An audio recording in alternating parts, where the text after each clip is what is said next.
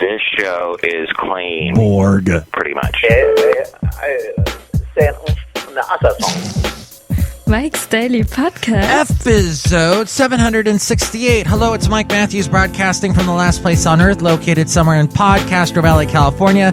Today we hear from Benita, the Disgruntled Fiddle Player, the Brewmaster. Plus, it's the first CEO I've ever had on the show. Today, on my Into an Interview, I talked to WADE LAGRONE, the CEO and founder of the amazing social booking platform called RABBL.com. Mike's Daily Podcast. And he is revolutionizing the music industry. So, everybody remain calm. Mike's Daily Podcast. Did you see what I did? I took the same word, but it has two different entire meanings and spellings, and I enjoy several TV shows done by Aaron Spelling, including The Love Boat, that had a guy named Gopher, and I think that Topher Grace is... I'm really getting off track here at this point. Mike's Daily Podcast. Topher Grace was in an excellent movie with Scarlett Johansson and Dennis Quaid that I can't remember the name of. And yes, he was on Mike's That 70s Show. Daily. But I digress. Podcast. Floyd and John Deere told me on the last show that their naked pictures that they had put on Snapchat weren't leaked to the internet, but they will be leaked in their underground magazine. Oh, joy, look who just walked in. Hi, Mike. It's Benita, the rodeo queen. How y'all doing? And it's a disgruntled fiddle player, tell you what. What? I don't want to see no naked pictures of Valentino and Bison Bentley. No. It was of Floyd the Floorman and John Deere the engineer. Yeah, okay, whatever. I don't want to see any pictures of them, or you, for that matter. Of me? No? No, Mike. I don't want to see pictures of y'all. Okay, well, you don't have to see any, because I don't think there are any. I've been pretty good about it. I do not understand the generation that has that's not mine, the younger ones, how they are obsessed with taking pictures of their naked naughties, and I don't get it. What is going on? This world has changed so? Mike, well, we do kind of some of that, the wife and I. You and Benita, the rodeo queen? Yeah, we do a little bit of that funny technology, nasty stuff. Okay. Maybe I didn't want to know that either. But yes, John Deere, the engineer, and Floyd the Floorman are working on a fantastic underground magazine, and I guess it's going to have some visuals that maybe will make me ill. Not that they're ugly people. I believe everyone has beauty, but I guess it just, I know them on such a clothed level that I don't want to see them sans clothes. Okay, now you're talking like British or something. Maybe. Look who else just walked in. Hello there, Mike. I make the root beer. I'm the Brewmaster. Oh, boy. Brewmaster, what root beer did you make today? Oh, I have no idea. You didn't make a root beer? Nah, I thought I wouldn't. Okay. So I don't need to get the pouring root beer sound effect? Nah, don't worry about it. I don't want to get naked. We don't want you to either. Oh, boy. Yeah, so I just realized I was listening to some show. I listened to the show, the BBC Daily Commute show with Dan Damon, who I got to meet at the Stitcher Podcast Awards earlier this year. Let's hear for the Stitcher Podcast Awards. Yay for Stitcher, because you can listen to my show on it, and they also retweet whenever I post a new show, so that's very nice of them. But Dan Damon was also very nice, very tall, surprisingly. And I thought I heard on his show today that it was English Language Day today, but I just looked it up. It said it's April 23rd, so I don't know. Maybe I wasn't listening close enough, which sometimes happens to people that are listening to this show.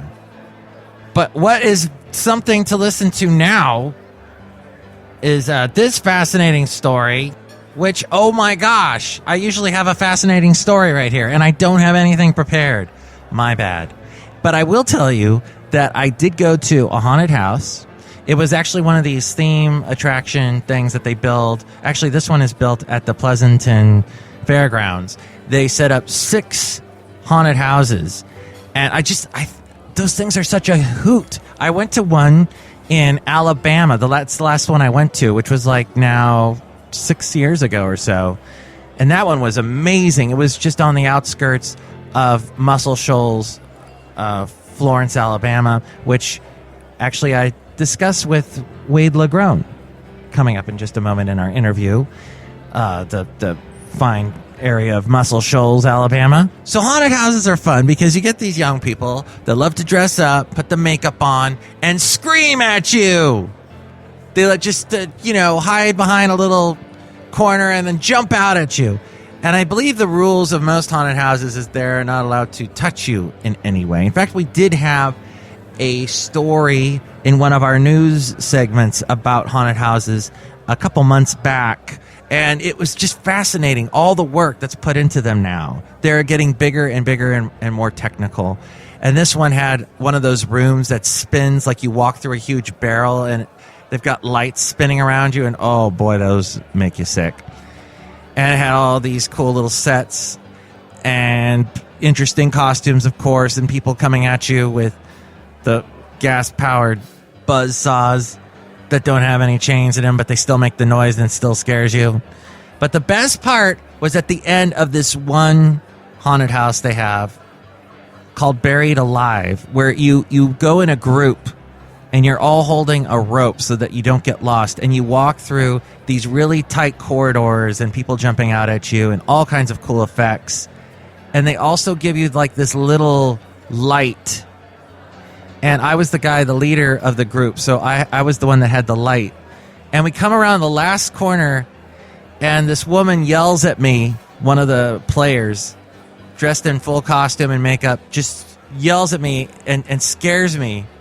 But what was funny was what she yelled at me. She yelled, "Give me your flashlight!" I'm like, oh, you don't have to shout. Oh, you were trying to scare me. I get it.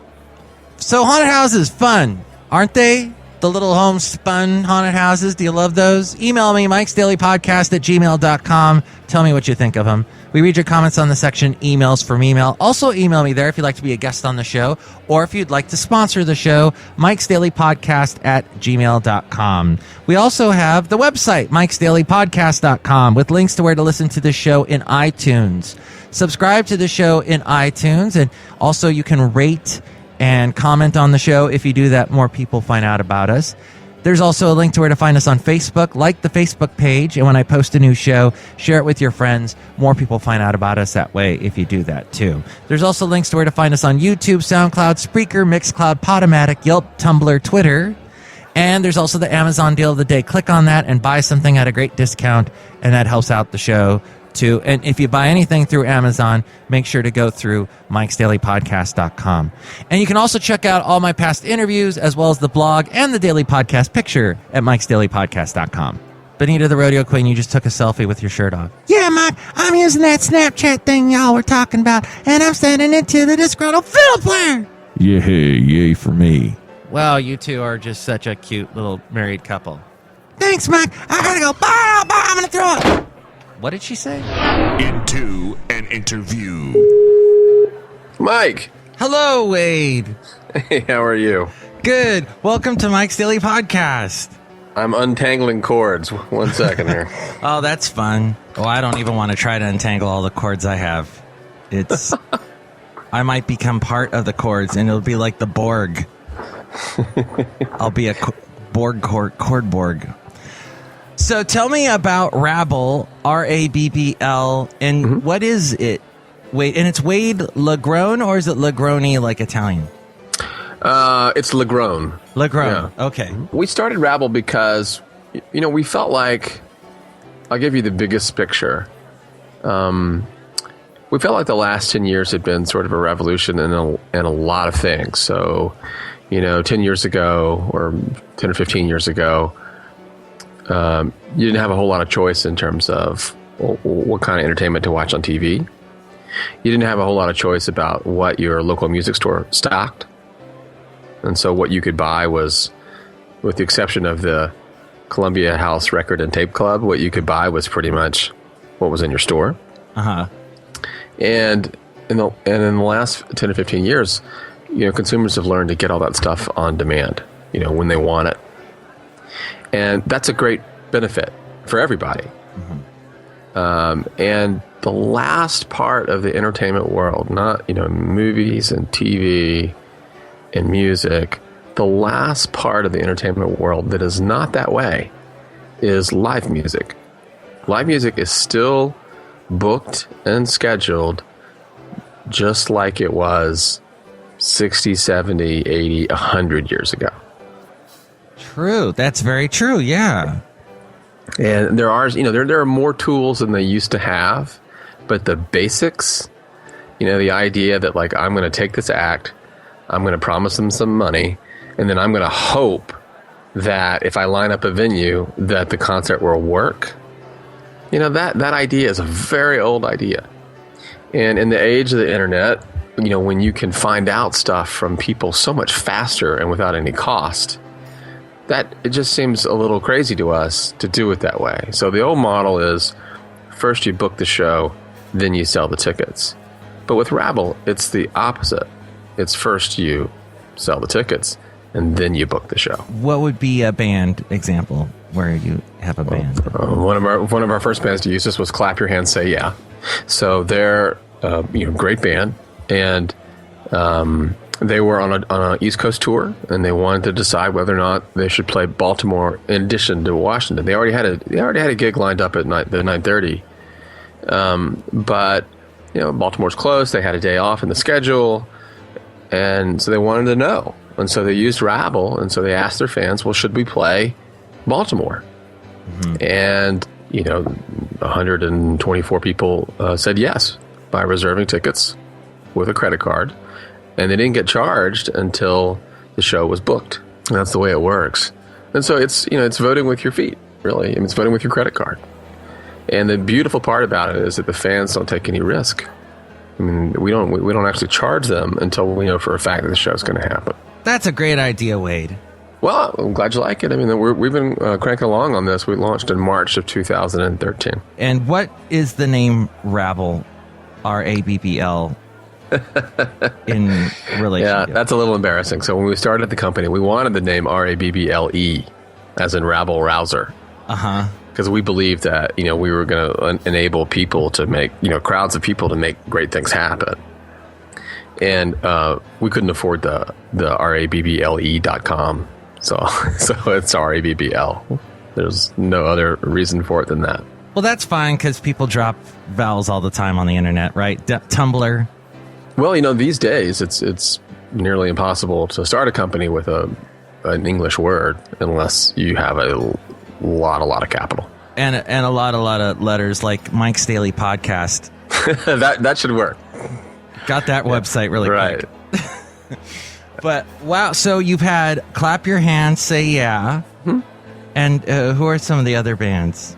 Well, we work for a variety of kinds of bands. In other words, we work for a band that's just trying to get its first show, and we work for a band who's trying to tour, and we work for a band who's trying to make their national touring, more efficient. So so I'm happy to list, some well-known bands that have worked with us. Uh-huh. But I just want to stress, especially given the amount of coverage I know you give to up-and-coming artists, is that we work for everybody. Oh, awesome. Yeah. But that said, I mean, we just finished doing something with the Drums. They're a great band. And, we even did something with Interpol, which is about as big a band as you could ever expect to work with. But in addition to that, we've also worked with a ton of singer-songwriters and up-and-coming rappers and, you name it. Mm-hmm. And, we'll work with any kind of artist, any kind of genre. We've even worked with comedians. They're performing artists, too. It works the business is very similar for them as it is for musicians. That's right. I watched that movie about the guy that sleepwalks, and he's touring. Oh, yeah, right. The one with the Ira Glass produced. Mike Birbiglia? Yeah. Yeah. And, there's a lot of touring and places. And so that works perfectly. Yeah. And then you also, how do they find the venue that they want to play at or they want their band to play at? Well, there are two ways. They can work directly through us. We have a network of partner venues that we're building out. We've got, I think we're up to 16 or 17 of those already in the top 5 major music markets. And then beyond that, they can work with any venue. And the thing about it is that if you're trying to get the attention of a venue that doesn't know you, it's really hard today if you're a band.